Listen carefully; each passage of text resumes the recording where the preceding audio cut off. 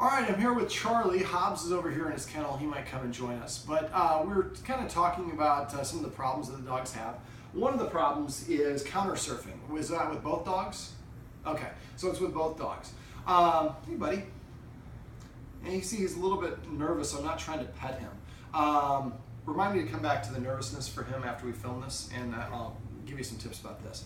But basically, one of the problems we have is countersurfing, which is the dog's getting up on the counter stealing food. It becomes a self-rewarding behavior because every time the dog gets on the counter and steals a bagel or a pizza or a steak, they get some good loot, and they're more inclined to do it because they got a reward for doing it.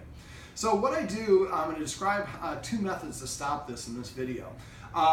First one is, ironically, I told this to, I'll tell you the punchline at the end, but I was telling this client about it, and I'm like, it sounds like MacGyver episodes, right? And she's like, are you kidding me? So to do this, what you do is go get yourself an aluminum spaghetti colander, about 6 or 10 empty soda cans or beer cans, a piece of string about 2 feet long, and a bagel. Sounds like a MacGyver episode, right?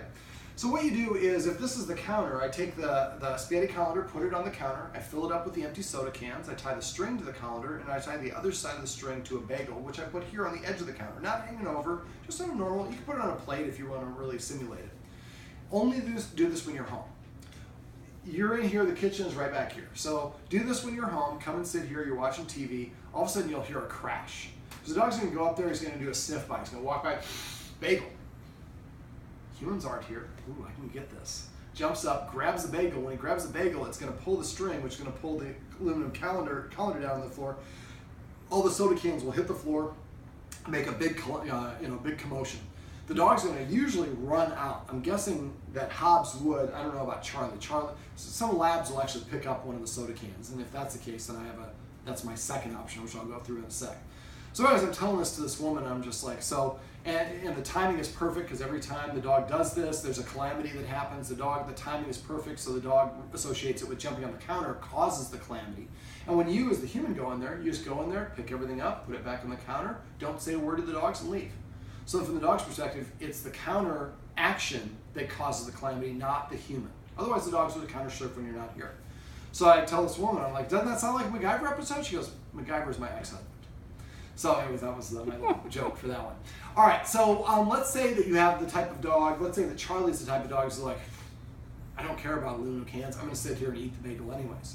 Well, then we go back to, I'm a child of the 70s, and you can still get these today, but they were a lot more prevalent to find at 5 and dimes and drugstores when I was growing up. We call them pole pops.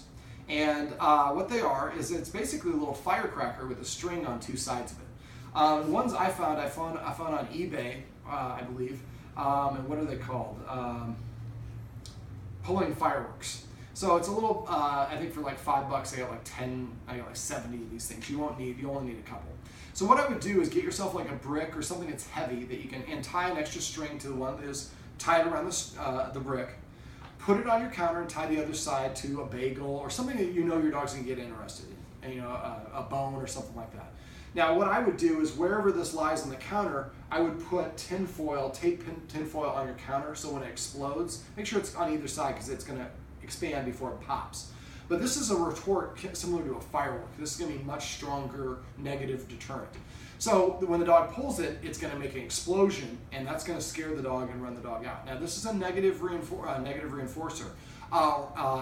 And I try to stay away from these things, but sometimes dogs get on the counters and they can eat some toxic things like an onion, or I had one client, they actually got a butcher's knife and just got by the handle and then was chasing its guardian around in a happy way, but it could very easily turn into a bad situation.